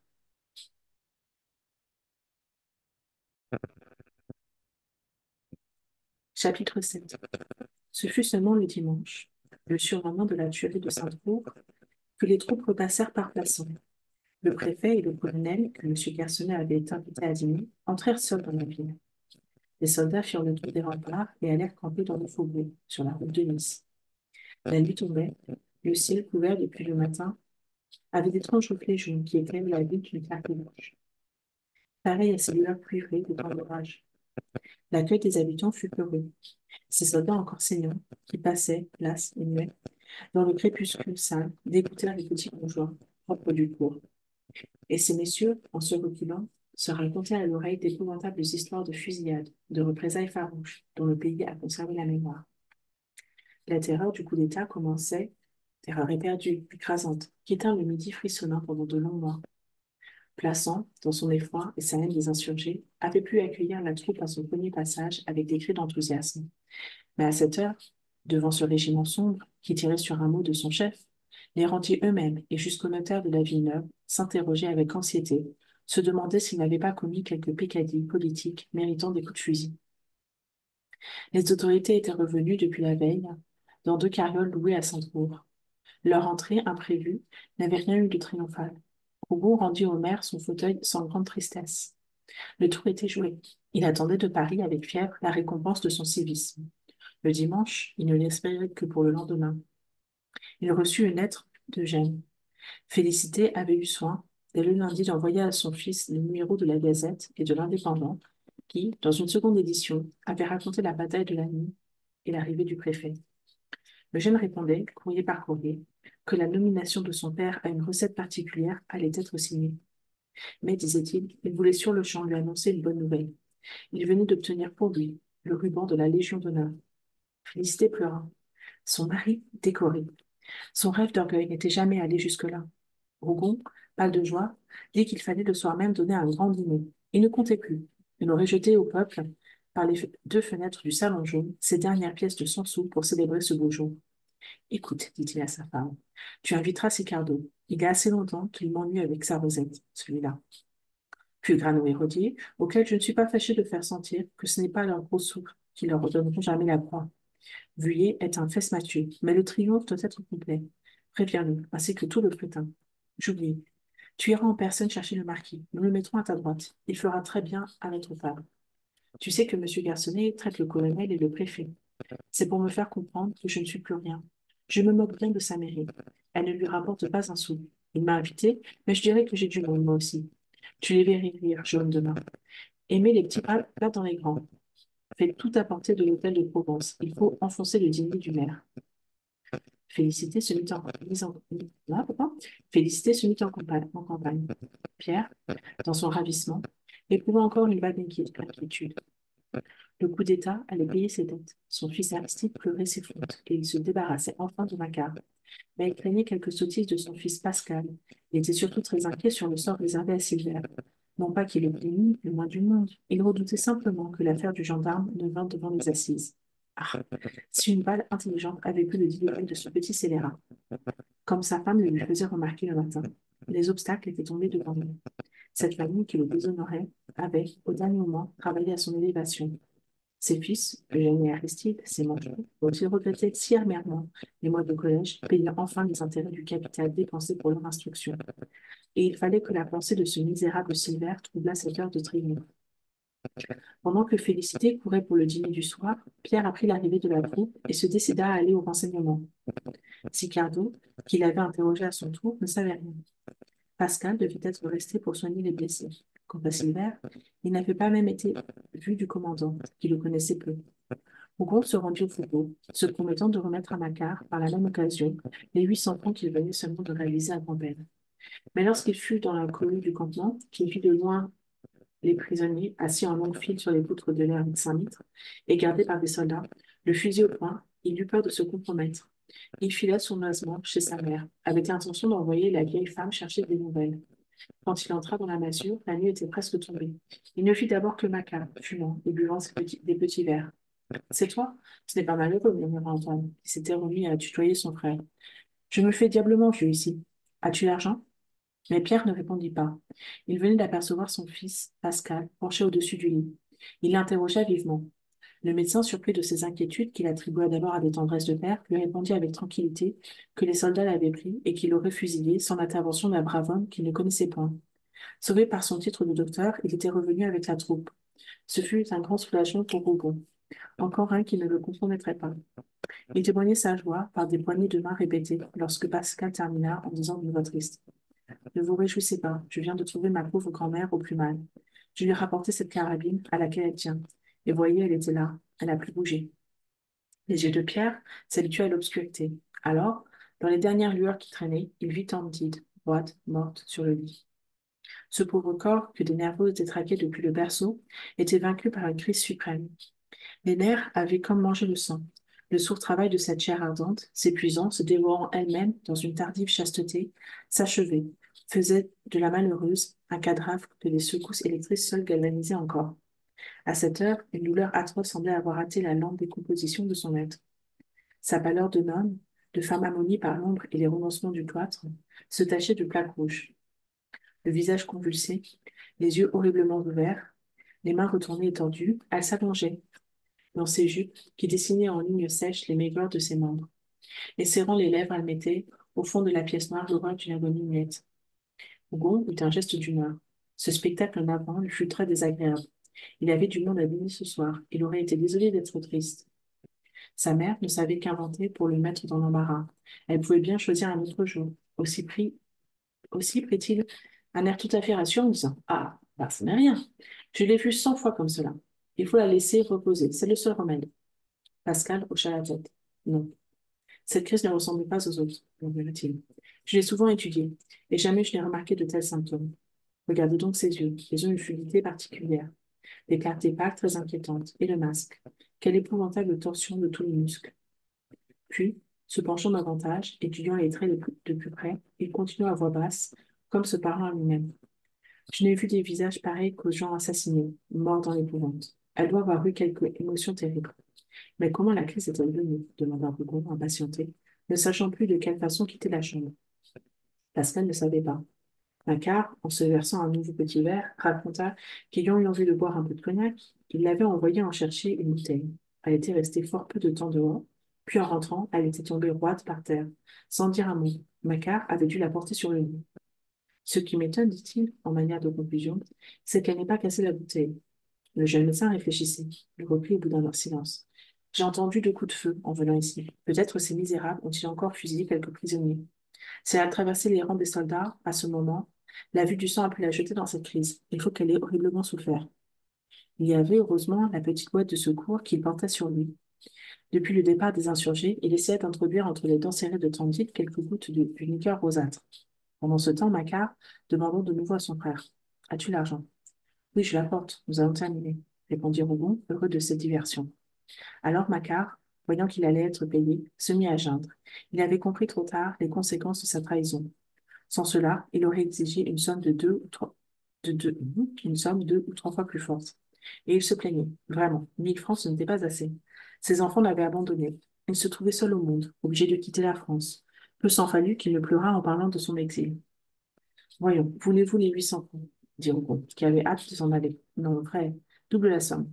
Ta femme m'a filouté. Si elle m'avait carrément dit ce qu'elle attendait de moi, jamais je ne me serais compromis de la sorte pour si peu de choses. Rougon aligna les 800 francs en or sur la table. Je vous jure que je n'ai pas d'avantage, reprit-il. Je songerai à vous plus tard, mais, par grâce, partez dès ce soir. Macquart, maugréant, mâchant des lamentations sourdes, porta la table devant la fenêtre et se mit à compter les pièces d'or, à la lueur mourante du crépuscule. Il faisait tomber de haut les pièces qui lui chatouillaient délicieusement le bout des doigts, et dont le tintement emplissait l'ombre d'une musique claire. Il s'interrompit un instant pour dire: Tu m'as fait promettre une place, souviens-toi. Je veux rentrer en France. Une place de garde champêtre ne me déplairait pas, dans un bon pays que je choisirais. Oui, oui, c'est convenu, répondit Rougon. Avez-vous bien 800 francs? Macquart se remit à compter. Les derniers louis tintaient lorsqu'un éclat de rire strident leur fit tourner la tête. Candide était debout devant le lit, délassé, avec ses cheveux blancs dénoués, sa face pâle tachée de rouge. Pascal avait vraiment essayé de la retenir. Les bras tendus, sautait par un grand frisson, elle hochait la tête. Elle délirait. Le prix du sang, dit-elle. À plusieurs reprises, j'ai entendu l'or. Et ce sont eux, eux qui l'ont vendu. Ah, les assassins, ce sont des loups. Elle écartait ses cheveux. Elle passait les mains sur son front, comme pour lire en elle. Puis elle continua. Je le voyais depuis longtemps, le front troué d'une balle. Il y avait toujours des gens dans ma tête qui le guettaient avec des fusils. On me faisait signe qu'ils allaient tirer. C'est affreux. Je les sens, qui me brisent les os et me vident le crâne. Grâce, grâce. Je vous en supplie, il ne le verra plus, il ne l'aimera plus. Jamais, jamais. Je l'enfermerai, je l'empêcherai d'aller dans ses jupes. Non, grâce, ne tirez pas. Ce n'est pas ma faute, si saviez. Elle s'était presque mise à genoux, pleurant, suppliant, tendant ses pauvres mains tremblantes à quelque vision lamentable qu'elle apercevait dans l'ombre. Et brusquement, elle se redressa. Ses yeux s'agrandirent encore, sa gorge convulsée laissa échapper un cri terrible, comme si quelque spectacle qu'elle seule voyait l'eût emplie d'une terreur folle. Oh, le gendarme, dit-elle, étranglant, reculant, venant retomber sur le lit, où elle se roula avec de longs éclats de rire qui sonnaient furieusement. Pascal suivit la crise d'un œil attentif. Les deux frères, très effrayés, ne saisissant que des phrases décousues, s'étaient réfugiés dans un coin de la pièce. Quand Rougo entendit le mot de gendarme, il crut comprendre. Depuis le meurtre de son amant à la frontière, Tandide nourrissait une haine profonde contre les gendarmes et les douaniers, qu'elle confondait dans une même pensée de vengeance. Mais c'est l'histoire du braconnier qu'elle nous raconte là, murmura-t-il. Pascal lui fit signe de se taire. La moribonde se relevait péniblement. Elle regarda autour d'elle d'un air de stupeur. Elle resta un instant muette, cherchant à reconnaître les objets, comme si elle fût trouvée dans un lieu inconnu. Puis, avec une inquiétude subite, où est le fusil demanda-t-elle. Le médecin lui mit la carabine entre les mains. Elle poussa un léger cri de joie. Elle la regarda longuement, en disant à voix basse, d'une voix chantante de petite fille. C'est elle. Oh, je la reconnais. Elle est toute tachée de sang. Aujourd'hui, les taches sont fraîches. Ses mains rouges ont laissé sur la crosse des barres saignantes. Ah, pauvre, pauvre Candide. Sa tête malade tourna de nouveau. Elle devint pensive. Le gendarme était mort, murmura-t-elle. Et je l'ai vu, il est revenu. Ça ne meurt jamais, ces gars-là. Et reprise par une fureur sombre, agitant la carabine, elle s'avança vers ses deux fils, acculés, muets d'horreur. Ses jupes dénouées traînaient. Son corps tordu se redressait, demi-nu, affreusement creusé par la vieillesse. C'est vous qui avez tiré Créteil, j'ai entendu l'or. Malheureuse. Je n'ai fait que des loups. Toute une famille, toute une portée de loups. Il n'y avait qu'un pauvre enfant, et ils l'ont mangé. Chacun a donné son coup de dent. Ils ont encore du sang plein les lèvres. Ah, les maudits. Ils ont volé, ils ont tué, et ils vivent comme des messieurs. Maudits, maudits, maudits. Elle chantait, elle riait, elle criait, elle répétait, maudits. Sur une étrange phrase musicale, pareille au bruit déchirant d'une fusillade. Pascal, les larmes aux yeux, la prit entre ses bras, la recoucha. Elle se laissa faire comme une enfant. Elle continua sa chanson, accélérant le rythme, battant la mesure sur le bras de ses mains sèches. Voilà ce que je craignais, dit le médecin. Elle est folle. Le coup a été trop rude pour un pauvre être prédestiné comme elle aux névreuses aiguës. Elle mourra dans une maison de fous, ainsi que son père. Mais qu'a-t-il pu voir demanda Rougon, en se décidant à quitter l'angle où il était caché. J'ai un doute affreux, répondit Pascal. Je voulais vous parler de Silver quand vous êtes entré. Il est prisonnier. Il faut agir auprès du préfet, le sauver, s'il en est encore temps. L'ancien marchand d'huile regarda son fils en pâlissant, puis d'une voix rapide. Écoute, veille sur elle. Moi, je suis trop occupée ce soir. Nous verrons demain à la faire transporter à la maison d'Alénie des Tulettes. Vous, Macquart, il vous faut partir cette nuit même. Vous me le jurez. Je vais aller trouver Monsieur Blériot. Il balbutiait. Il brûlait d'être dehors, dans le froid de la rue. Pascal fixait un regard pénétrant sur la folle, sur son père, sur son oncle. L'égoïsme du savant l'emportait. Il étudiait cette mère et ses fils avec l'attention d'un naturaliste surprenant les métamorphoses d'un insecte. Et il songeait à ces poussées d'une famille, d'une souche qui jette des branches diverses et dont la sève âcre charrie les mêmes germes dans les tiges les plus lointaines, différemment tordues, selon les milieux d'ombre et de soleil. Il crut entrevoir un instant, comme au milieu d'un éclair, l'avenir des Rougon-Macquart. Une meute d'appétit lâché et assouvi, dans un flamboiement d'or et de sang. Cependant, au nom de Silver, Candide avait cessé de chanter. Elle écouta un instant, anxieuse, puis elle se mit à pousser des hurlements affreux. La nuit était entièrement tombée. La pièce, toute noire, se creusait lamentable. Les cris de la folle, qu'on ne voyait plus, sortaient des ténèbres comme d'une tombe fermée. Rougon, la tête perdue, s'enfuit, poursuivi par ses ricanements qui sanglotaient plus cruels dans l'ombre. Comme il sortait de l'impasse Saint-Mitre, hésitant, se demandant s'il n'était pas dangereux de solliciter du préfet la grâce de Silver, il vit Aristide qui rôdait autour du champ de poutres. Ce dernier, ayant reconnu son père, accourut. La mine inquiète, il lui dit quelques mots à l'oreille. Pierre devint blême et jeta un regard effaré au fond de l'air, dans ces ténèbres qu'un feu de bohémien tachait seul d'une clarté rouge. Et tous deux disparurent par la rue de Rome, hâtant le pas, comme s'ils avaient tué, et relevant le collet de leur paletot pour ne pas être vus. Ça m'évite une course, murmura Rougon. Allons dîner, on nous attend. Lorsqu'ils arrivèrent, le salon jaune resplendissait. Félicité s'était multipliée. Tout le monde se trouvait là. Sicardo, Cramon, Gauthier, Vuillet, les marchands d'huile, les marchands d'amandes, la bande entière. Seul le marquis avait prétexté des rhumatismes. Il partait d'ailleurs pour un petit voyage. Ces bourgeois tachés de sang blessaient ses délicatesses, et son parent, le comte de Valqueyras, devait l'avoir prié d'aller se faire oublier quelque temps dans son domaine de Corbière. Le refus de Monsieur de Carnavant vexa les Rougon, mais Félicité se consola en se promettant d'étaler un plus grand luxe. Elle loua 2 candélabres. Elle commanda 2 entrées et 2 entremets de plus, afin de remplacer le marquis. La table, pour plus de solennité, fut dressée dans le salon. L'hôtel de Provence avait fourni l'argenterie, la porcelaine, les cristaux. Dès 5 heures, le couvert se trouva mis pour que les invités en arrivant puissent jouir d'un coup d'œil. Et il y avait, aux deux bouts, sur la nappe blanche, 2 bouquets de roses artificielles dans des vases de porcelaine dorée à fleurs peintes. La société habituelle du salon, quand elle fut réunie, ne put cacher l'admiration que lui causa un pareil spectacle. Ces messieurs souriaient d'un air embarrassé en échangeant des regards sournois qui signifiaient clairement: ces Rougons sont fous, ils jettent leur argent par la fenêtre. La vérité était que Félicité, en allant faire des invitations, n'avait pu retenir sa langue. Tout le monde savait que Pierre était décoré et qu'on allait le nommer quelque chose, ce qui allongeait les nez singulièrement, selon l'expression de la vieille femme. Puis, disait Roudier, cette noiraude se gonflait par trop. Au jour des récompenses, la bande de ces bourgeois qui s'étaient rués sur la République expirante, en s'observant les uns les autres, en se faisant gloire chacun de donner un coup de dent plus bruyant que celui du voisin, trouvait mauvais que leurs hôtes eussent tous les lauriers de la bataille. Ceux mêmes qui avaient hurlé par tempérament sans rien demander à l'Empire naissant étaient profondément vexés de voir que, grâce à eux, le plus pauvre, le plus taré de tous, allait avoir le ruban rouge à la boutonnière, encore si on l'avait décoré de tout le salon. Ce n'est pas que je tienne à la décoration, dit Roudier, incarné, qu'il avait entraîné dans l'embrasure d'une fenêtre. Je l'ai refusé du temps de Louis-Philippe lorsque j'étais fournisseur à la cour. Ah, Louis-Philippe, c'est un bon roi. La France n'en trouvera jamais un pareil. Roudier redevenait orléaniste. Puis il ajouta avec hypocrisie matoise d'un ancien bonnetier de la rue Saint-Honoré. Mais vous, mon cher Vernon, croyez-vous que le ruban ne ferait pas bien à votre boutonnière? Après tout, vous avez sauvé la ville autant que Rougon. Hier, chez des personnes très distinguées, on n'a jamais voulu croire que vous avez pu faire autant de bruit avec un marteau. Grano balbutia un remerciement, et rougissant comme une vierge à son premier aveu d'amour, il se pencha à l'oreille de Roudier en murmurant: n'en dites rien, mais j'ai lieu de penser que Rougon demandera le ruban pour moi. C'est un bon garçon. Ancien bonnetier devint grave et se montra dès lors d'une grande politesse. Vuillet étant venu causer avec lui de la récompense méritée que venait de recevoir leur ami. Il répondit très haut de façon à être entendu de Félicité, assise à quelques pas, que les hommes, comme Rougon, honoraient la Légion d'honneur. Le libraire fit chorus. On lui avait le matin donné l'assurance formelle que la clientèle du collège lui était rendue. Quant à Sicardo, il éprouvait d'abord un léger ennui à n'être plus le seul homme décoré de la bande. Selon lui, il n'y avait que les militaires qui eussent droit au ruban. Le courage de Pierre le surprenait.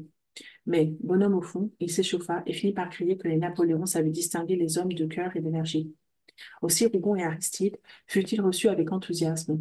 Toutes les mains se tendirent vers eux. On alla jusqu'à s'embrasser. Angèle était sur le canapé, à côté de sa belle-mère, heureuse, regardant la table avec étonnement d'une grosse mangeuse qui n'avait jamais vu autant de plats à la fois. Aristide s'approcha, et Sicardo vint complimenter son gendre de superbes articles de l'Indépendant. Il lui rendait son amitié. Le jeune homme, aux questions paternelles qu'il lui adressait, répondit que son désir était de partir avec tout son petit monde pour Paris, où son frère Eugène le pousserait. Mais il lui manquait 500 francs. Sicardo les promit, en voyant déjà sa fille reçue aux Tuileries par Napoléon III. Cependant, Félicité avait fait un signe à son mari. Pierre, très entouré, questionné affectueusement sur sa pâleur, ne réussit qu'à s'échapper une minute. Il put murmurer à l'oreille de sa femme qu'il avait retrouvé Pascal et que Macquart partait dans la nuit. Il baissa encore la voix pour lui apprendre la folie de sa mère en mettant un doigt sur sa bouche comme pour dire: pas un mot, ça gâterait notre soirée. Félicité par sa lèvres, ils échangèrent un regard où ils eurent leur commune pensée. Maintenant, la vie ne les gênerait plus. On raserait la masure du braconnier, comme on avait rasé les murs de l'entrée des Fouques, et ils auraient jamais, à jamais, le respect et la considération de Plassans. Mais les invités regardaient la table. Félicité fit asseoir ces messieurs. Ce fut une béatitude. Comme chacun prenait sa cuillère, Sicardo, d'un geste, demanda un moment de répit. Il se leva et gravement. Messieurs, dit-il, je veux, au nom de la société, dire à notre hôte combien nous sommes heureux des récompenses que lui ont valu son courage et son patriotisme. Je reconnais que Rougon a eu une inspiration du ciel en restant implaçant, tandis que ces gueux nous traînaient sur les grandes routes. Aussi j'applaudis les deux mains aux décisions du gouvernement. Laissez-moi achever. Vous féliciterez ensuite notre ami. Sachez donc que notre ami, fait chevalier de la Légion d'honneur, va en outre être nommé à une recette particulière. Il eut un cri de surprise. On s'entendait à une petite place. Quelques-uns grimacèrent un sourire. Mais la vue de la table aidant, les compliments recommencèrent de plus belle. Sicardo réclama de nouveau le silence. Attendez donc, reprit-il, je n'ai pas fini. Rien qu'un mot. Il est à croire que nous garderons notre ami parmi nous grâce à la mort de M. Perrotte. Tandis que les convives s'exclamaient, Félicité éprouva un élancement du cœur. Sicardo lui avait déjà conté la mort du receveur particulier. Mais, rappelé au début de ce dîner triomphal, cette mort subite et affreuse lui fit passer un petit souffle froid sur le visage. Elle se rappela son souhait. C'était elle qui avait tué cet homme. Et avec la musique claire de l'argenterie, les convives fêtaient le repas. En province, on mange beaucoup et bruyamment. Dès le relevé, ces messieurs parlaient tous à la fois. Ils donnaient le coup de pied de l'âme vaincue, se jetaient des flatteries à la fenêtre, à la tête, faisaient des commentaires désobligeants sur l'absence du marquis. Les nobles étaient d'un commerce impossible. Roudier finit même par laisser entendre que le marquis s'était fait excuser parce que la peur des insurgés lui avait donné la jaunisse. Au second service, ce fut une curée. Les marchands d'huile, les marchands d'amandes sauvaient la France. On trinqua à la gloire des Rougon. Ranou, très rouge, commençait à balbutier. Vuillet, très pâle, était complètement gris.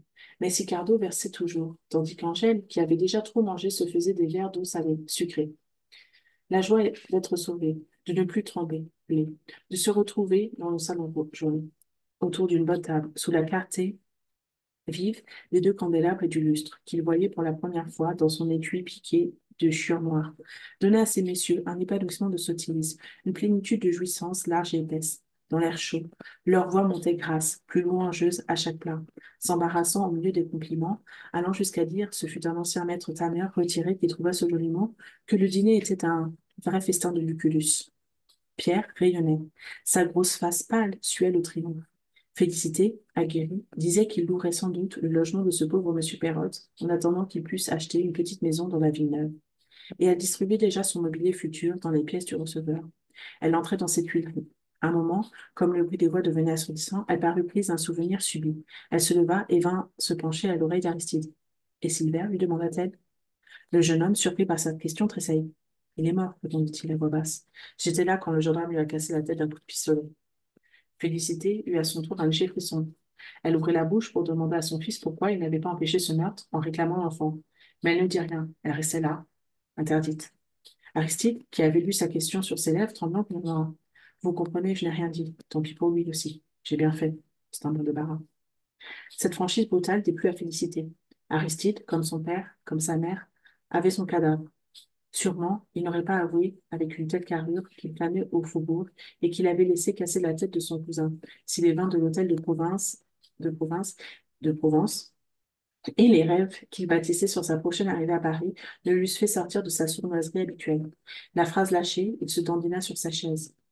Pierre, qui de loin suivait la conversation de sa femme et de son fils, comprit, échangea avec eux un regard de complice implorant le silence. Ce fut comme un dernier souffle d'effroi qui courut entre les ronrons, au milieu des éclats et des chaudes gaietés de la table. En venant reprendre sa place, Félicité aperçut, de l'autre côté de la rue, derrière une vitre, un cierge qui brûlait. On veillait le corps de M. Perrotte, rapporté le matin de Saint-Roch. Elle s'assit, en sentant derrière elle ce cierge lui chauffer le dos. Mais les rires montaient, le salon jaune s'emplit d'un cri de ravissement lorsque le dessert apparut.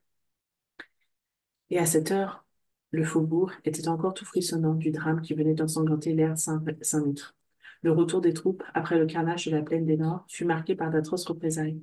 Des hommes furent assommés à coups de crosse derrière un pan de mur. D'autres eurent la tête cassée au fond d'un ravin par du pistolet d'un gendarme. Pour que l'horreur fermât les lèvres, les soldats semaient les morts sur la route. On les eut suivis à la trace rouge qu'ils laissaient. Ce fut un long égorgement. À chaque étape, on massacrait quelques insurgés. On en tua 2 à Saint-Roch, 3 à Orchères, un au Béage. Quand la troupe eut campé à Plassans, sur la route de Nice, il fut décidé qu'on fuserait encore un de ses prisonniers le plus compromis. Les vainqueurs jugeaient bon de laisser derrière eux ce nouveau cadavre. afin d'inspirer à la vie le respect de l'Empire naissant. Mais les soldats étaient las de tuer.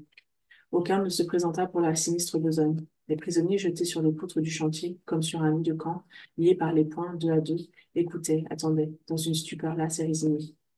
À ce moment, le gendarme Rangab écarta brusquement la foule des curieux. Dès qu'il avait appris que la troupe revenait avec plusieurs centaines d'insurgés, il s'était levé, grelottant de fièvre, risquant sa vie dans ce froid noir de décembre. Dehors, sa blessure se rouvrit. Le bandeau qui cachait son orbite vide se tacha de sang. Il eut des filets rouges qui coulèrent sur sa joue et sur sa moustache. Effrayant, avec sa colère muette, sa tête pâle, enveloppée d'un linge ensanglanté. Il courut regarder chaque prisonnier au visage longuement. Il suivit ainsi les poutres, se laissant allant et revenant, faisant tressaillir les plus stoïques par sa brusque apparition. Et tout à coup, ah! Le bandit, je le tiens, cria-t-il. Il venait de mettre la main sur l'épaule de Silver. Silver, accroupi sur une poutre, la face morte, regardait au loin devant lui, dans le crépuscule blafard d'un air doux et stupide. Depuis son départ de Saint-Trouve, il avait eu ce regard vide. Le long de la route, pendant les longs lieues, lorsque les soldats activaient la marche du convoi à coups de crosse, il s'était montré d'une douceur d'enfant. Couvert de poussière, mourant de soif et de fatigue, il marchait toujours, sans une parole, comme une de ces bêtes dociles qui vont en troupeau sous le fouet des vachers. Il songeait à Miette. Il la voyait étendue dans le drapeau, sous les arbres, les yeux en l'air. Depuis 3 jours, il ne voyait qu'elle. À 7 heures, au fond de l'ombre croissante, il la voyait encore.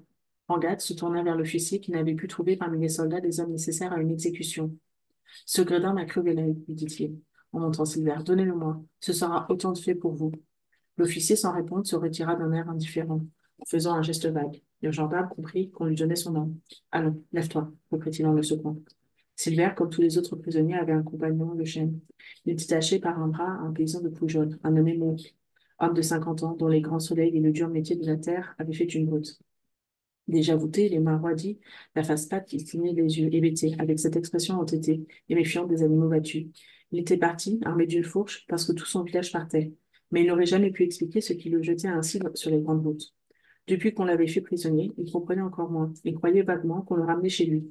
L'étonnement de se voir attaché à la vue de tout ce monde qui le regardait, l'ahurissait, l'abêtissait davantage. Comme il ne parlait et n'entendait que le patois, il ne put deviner ce que voulait le gendarme. Il levait vers lui sa face épaisse, faisant effort, puis, s'imaginant qu'on lui demanda le nom de son pays, il dit de sa voix rauque: Je suis de Poujols. Un éclat de rire courut dans la foule et des voix crièrent: Détachez le paysan. Bah, répondit Anglade. Plus on en écrasa de cette vermine, mieux ça vaudra. Puisqu'ils sont ensemble, ils y passeront tous les deux. Il y eut un murmure. Le gendarme se retourna avec son terrible visage taché de sang, et les curieux s'écartèrent. Un petit bourgeois progrès se retira, en déclarant que s'il restait davantage, ça l'empêcherait de dîner. Les gamins, ayant reconnu Silver, parlèrent de la fille rouge. Alors le petit bourgeois revint sur ses pas pour mieux voir l'amant de la femme au drapeau, de cette créature dont avait parlé la Gazette. Silver ne voyait, n'entendait rien. Il fallut qu'Orangade le prit au collet. Alors il se leva, forçant Monk à se lever aussi. Venez, dit le gendarme, ça ne sera pas long. Et Silver reconnut le borgne. Il sourit. Il dut comprendre, puis il détourna la tête. La vue du borgne, de ses moustaches que le sang figé roidissait, d'un givre sinistre, lui causa un regret immense. Il aurait voulu mourir dans une douceur infinie. Il évita de rencontrer l'œil unique de Rangade, qui brillait sous la pâleur du linge. Ce fut le jeune homme qui, de lui-même, gagna le fond de l'air Saint-Mitre, l'allée étroite cachée par les tas de planches. Monk suivait. L'air s'étendait, désolé, sous le ciel jaune. La clarté des nuages cuivrés traînait en reflets louches. Jamais le champ nu, le chantier où les poutres dormaient, comme roidis par le froid, n'avait eu les mélancolies d'un crépuscule si navré. Au bord de la route, les prisonniers, les soldats, la foule disparaissait dans le noir des arbres. Seul le terrain, les madriers, les tas de planches pâlissaient dans les clartés mourantes, avec des teintes limoneuses, un aspect vague de torrents desséchés. Les tréteaux des sieurs de long, profilant dans un coin leur charpente maigre, ébauchaient des angles de potence, des montants de guillotine. Il n'y avait de vivants que les trois bohémiens, montrant leur tête effarée à la porte de leur voiture, un vieux et une vieille et une grande fille, aux cheveux crépus, dont les yeux luisaient comme les yeux de loup. Avant d'attendre l'allée, Silver regarda. Il se souvint d'un dimanche lointain où, par un beau clair de lune, il avait traversé le chantier. Quelle douceur attendrie, comme les rayons pâles coulaient lentement le long des madriers. Du ciel glacé tombait en silence souverain. Et dans ce silence, la bohémienne aux cheveux crépus chantait à voix basse dans une langue inconnue. Puis Silver se rappela que ce dimanche lointain datait de 8 jours. Il y avait 8 jours qu'il était venu dire adieu à Annette, que cela était loin. Il lui semblait qu'il n'avait plus mis les pieds dans le chantier depuis des années. Mais quand il entra dans l'allée étroite, son cœur défaillit. Il reconnaissait l'odeur des herbes, les ombres des planches, les trous de la muraille. Une voix éplorée monta de toutes ces choses. L'allée s'allongeait, triste, vite. Elle eut pas plus longue. Il y sentit souffler un vent froid. Ce coin avait cruellement vieilli. Il vit le mur rongé de mousse, le tapis d'herbe brûlé par la gelée, les tas de planches pourries par les eaux. C'était une désolation. Le crépuscule jaune tombait comme une boue fine sur les ruines de ses chères tendresses. Il dut fermer les yeux, et il revit l'allée verte. Les saisons heureuses se déroulèrent. Il faisait tiède. Il courait dans l'air chaud avec Miette. Puis les pluies de décembre tombaient, rudes, sans fin. Il venait toujours, il se cachait au fond des planches. Il écoutait, ravi, le grand ruissellement de l'averse. Ce fut dans un éclair toute sa vie, toute sa joie qui passa. Miette sauta sur son mur. Elle accourait, secouée de rires sonores. Elle était là. Il voyait sa blancheur dans l'ombre, avec son casque, avec son casque vivant, sa chevelure d'encre. Elle parlait des nids de pies, qui sont si difficiles à dénicher, et elle l'entraînait. Alors, il entendit au loin les murmures adoucis de la viande, le chant des cigales attardées, le vent qui soufflait dans les peupliers des prés Sainte-Claire, comme il avait couru pourtant. Il se souvenait bien, elle avait appris à nager en 15 jours. C'était une brave enfant. Elle n'avait qu'un gros défaut, elle maraudait. Mais il l'aurait corrigé. La pensée de leur première caresse le ramena à l'allée étroite. Toujours, ils étaient revenus dans ce trou. Il crut saisir le chant mourant de la bohémienne, le claquement du dernier volet, l'heure grave qui tombait des horloges, puis le moment de la séparation sonnait. Liette remontait son mur. Elle lui envoyait des baisers, et il ne la voyait plus. Une émotion terrible le prit à la gorge. Il ne la verrait plus jamais, jamais. À ton aise, ricana le borgne. Choisis. À ton aise, ricana le borgne. Va, choisis ta place. Silver fit encore quelques pas. Il s'approchait du fond de l'allée. Il n'apercevait plus qu'une bande du ciel où se mourait le jour, couleur de rouille. Là, pendant 2 ans, avait tenu sa vie. La lente approche de la mort, dans ce sentier où depuis si longtemps il promenait son cœur, était une douceur ineffable. Il s'attardait, il jouissait longuement de ses adieux à tout ce qu'il aimait. Les herbes, les pièces de bois, les pierres du vieux mur, ces choses que Miette avait faites vivantes. Et sa pensée s'égarait de nouveau. Il attendait d'avoir l'âge pour se marier. Zandit serait resté avec eux. Ah, s'ils avaient fui loin, bien loin, au fond de quelques villages inconnus, où les vauriens du faubourg ne seraient plus venus jeter au visage de la Chantegreil le crime de son père. Quelle paix heureuse! Il aurait ouvert un atelier de charbon sur le bord d'une grande route. Certes, il faisait bon marché de ses ambitions d'ouvrier. Il n'enviait plus la carrosserie, les calèches aux larges panneaux vernis luisants comme des miroirs. Dans la stupeur de son désespoir, il ne put se rappeler pourquoi son rêve de félicité ne se réaliserait jamais. Que ne, s'en- que ne s'en allait-il avec Miette et Candide? La mémoire tendue, il écoutait un bruit aigu de fusillade. Il voyait un drapeau tomber devant lui, la hampe cassée, l'étoffe pendante, comme l'aile d'un oiseau abattu d'un coup de feu. C'était la République qui dormait avec Miette, dans un pan du drapeau rouge. Ah, misère, elles étaient mortes toutes les deux. Elles avaient un trou saignant à la poitrine. Et voilà ce qui lui barrait la vie maintenant. Les cadavres de ces deux tendresses. Il n'avait plus rien, il pouvait mourir. Depuis Saint-Ours, c'était là, ce qui lui avait donné cette douceur d'enfant, vague et stupide. On l'aurait battu sans qu'il le sentît. Il n'était plus dans sa chair. Il était resté agenouillé auprès de ses mortes bien-aimées, sous les arbres dans la fumée âcre de la poudre. Mais le borgne s'impatientait. Il poussa Maure et qui se faisait traîner, et gronda: Allez donc, allez donc, je ne veux pas coucher ici. Silver trébucha, il regarda à ses pieds. Un fragment de crâne blanchissait dans l'herbe. Il crut entendre l'allée étroite s'emplir de voix. Les morts l'appelaient, les vieux morts, dont les haleines chaudes pendant les soirées de juillet le troublaient si étrangement, lui et son amoureuse. Il reconnaissait bien leurs murmures discrets. Ils étaient joyeux et ils disaient de venir. Ils promettaient de lui rendre muette dans la terre, dans une retraite encore plus cachée que ce bout de sentier. Le cimetière qui avait soufflé au cœur des enfants, par ses odeurs grasses, par sa végétation noire, les âpres désirs, étalant avec complaisance son lit d'herbes folles, sans pouvoir les jeter aux bras l'un de l'autre, rêvait à cette heure de voir le sang chaud de Silver. Depuis 2 étés, il attendait les jeunes époux. Est-ce là? Demanda le borgne. Le jeune homme regarda devant lui. Il était arrivé au bout de l'allée. Il aperçut la pierre tombale et il eut un tressaillement. Miette avait raison. Cette pierre était là pour elle. Si, J. Marie, morte.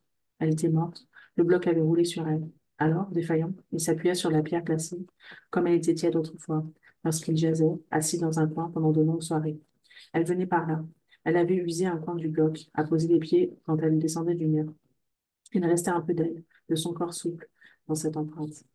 Et lui pensait que toutes ces choses étaient fatales. que cette pierre se trouvait à cette place pour qu'il puisse y venir mourir après y avoir aimé. Le borgne arma ses pistolets. Mourir, mourir. Cette pensée ravissait Silver. C'était donc là qu'on la menait, par cette longue route blanche qui descend de Saint-Rour à Plassans. S'il avait su, il se serait hâté davantage. Mourir sur cette pierre, mourir au fond de l'allée étroite, mourir dans cet air, et il pourrait sentir encore la laine de Miette. Jamais il n'aurait espéré une pareille consolation dans sa douleur. Le ciel était bon. Il attendit avec un sourire vague. Cependant, Moore avait vu les pistolets. Jusque-là, il s'était laissé traîner stupidement. Mais l'épouvante le saisit. Il répéta d'une voix éperdue, je suis du Poujol, je suis du Poujol, et se jeta à terre, se vautra au pied du gendarme, suppliant, s'imaginant sans doute qu'on le prenait pour un autre. Qu'est-ce que ça me fait que tu sois de Poujol, murmura Ramblade. Et comme le misérable, collotant, pleurant de terreur, ne comprenant pas pourquoi il allait mourir, tendait ses mains tremblantes, ses pauvres mains de travailleur déformées et durcies, en disant dans son patois qu'il n'avait rien fait, qu'il fallait lui pardonner, le borgne s'impatienta de ne pouvoir lui appliquer la gueule du pistolet sur la tempe. Il remuait. Te tairas-tu, cria-t-il. Alors Mourgue, fou d'épouvante, ne voulant pas mourir, se mit à pousser des hurlements de bête, de cochon qu'on égorge. Te tairas-tu, Godin répéta le gendarme. Il lui cassa la tête. Le paysan roula comme une masse. Son cadavre alla rebondir au pied d'un tas de planches, où il resta plié sur lui-même. La violence de la secousse avait rompu la corde qui l'attachait à son compagnon. Silver tomba à genoux devant la pierre tombale. Orgade avait mis un raffinement de vengeance à tuer Mourgue pour lui. Il joua avec son second pistolet. Il le levait lentement, goûtant l'agonie de Silver. Celui-ci, tranquille, le regarda. La vue du borgne, dont l'œil farouche le brûlait, lui causa un malaise. Il détourna le regard, ayant peur de mourir lâchement. S'il continuait à voir cet homme frissonnant de fièvre, avec son bandeau maculé et sa moustache saignante. Mais comme il levait les yeux, il aperçut la tête de Justin au ras du mur, à l'endroit où Miette sautait. Justin se trouvait à la porte de Rome, dans la foule, lorsque le gendarme avait emmené les deux prisonniers, et s'était mis à courir à toutes jambes, faisant le tour par le chasse méfrêne, ne voulant pas manquer le spectacle de l'exécution. La pensée que seul des vauriens du faubourg, il verrait le drame à l'aise, comme du haut d'un balcon, lui donnait une telle hâte qu'il tomba à des reprises. Malgré sa course folle, il arriva trop tard pour le premier coup de pistolet. Désespéré, il grimpa sur le mûrier. En voyant que Silver restait, il eut un sourire. Les soldats lui avaient appris la mort de sa cousine, l'assassinat du charron, achevé de le mettre en joie. Il attendit le coup de feu avec cette volupté qu'il prenait à la souffrance des autres, mais décuplée par l'horreur de la scène, mêlée d'une épouvante exquise. Silver, Silver, en reconnaissant cette tête, seul au ras du mur, cet immonde galopin, la face blême et ravie, les cheveux légèrement dressés sur le front, éprouva une rage sourde, un besoin de vivre. Ce fut la dernière révolte de son sang, une rébellion d'une seconde. Il retomba à genoux, il regarda devant lui dans le crépuscule mélancolique, une vision suprême passa. Au bout de l'allée, à l'entrée de l'impasse Saint-Mitre, il crut apercevoir Candide, debout, blanche et roide, comme une sainte de pierre, qui de loin voyait son agonie. À ce moment, il sentit sur sa tempe le froid du pistolet. La tête blafarde de Justin riait. Silver, fermant les yeux, entendit les vieux morts l'appeler furieusement. Dans le noir, il ne voyait plus que Miette sous les arbres couverts du drapeau, les yeux en l'air. Puis le borgne tira, et ce fut tout. Le crâne de l'enfant éclata comme une grenade neige. Sa face retomba sur le bloc, les lèvres collées à l'endroit usé par les pieds de Miette, à cette place tiède où l'amoureuse avait laissé un peu de son corps. Et chez les Rougon, ce soir, le soir, au dessert, des rires montaient dans la buée de la table, toute chaude encore des verrues du dîner. Enfin, ils mordaient au plaisir des riches. Leur appétit, aiguisé par 30 ans de désir contenu, montrait des dents féroces. Ces grands inassouvis, ces fauves maigres, à peine lâchés de la veille, dont les jouissances acclamaient l'empire naissant. Le règne de la curie ardente. Comme il avait relevé la fortune des Bonaparte, le coup d'État fondait la fortune des Rougon. Pierre se mit debout, tendit son verre en riant, en criant. Je bois au prince, lui, à l'empereur. Ces messieurs, qui avaient noyé leur jalousie dans le champagne, se levèrent tous, trinquèrent avec des exclamations assourdissantes. Ce fut un beau spectacle. Les bourgeois de Plassans, Roudier, Granou, Vullier et les autres pleuraient, s'embrassaient sur le cadavre à peine refroidi de la République. Mais Sicardo eut une idée triomphante. Il prit dans les cheveux de Félicité un nœud de satin rose qu'elle s'était collé par gentillesse au-dessus de l'oreille droite, coupa un bout du satin avec son couteau à dessert et vint le passer solennellement à la boutonnière de Rougon. Celui-ci fit le modeste et se débattit, la face radieuse, en murmurant: Non, je vous en prie, c'est trop tôt. Il faut attendre que le décret ait paru. Sacrebleu, s'écria Sicardo. Voulez-vous bien regarder ça? C'est un vieux soldat de Napoléon qui vous décore. Tout le salon jaune éclata en applaudissements. Félicité se parla. Granou, le muet, dans son enthousiasme, monta sur une chaise, en agitant sa serviette et en prononçant un discours qui se perdit au milieu du vacarme. Le salon jaune triomphait, délirait. Mais le chiffon de satin rose, passé à la boutonnière de pierre, n'était pas la seule tache rouge dans le triomphe des Rougon. Oublié sous le lit de la pièce voisine, se trouvait encore un soulier au talon sanglant. Le cierge qui brûlait auprès de Monsieur Perrotte, de l'autre côté de la rue, saignait dans l'ombre comme une blessure ouverte. Et au loin, au fond de l'air Saint-Mitre, sur la pierre tombale, une mare de sang se caillait. Voilà. Fin de La Fortune des Rougon. J'espère que ça vous a plu. À bientôt.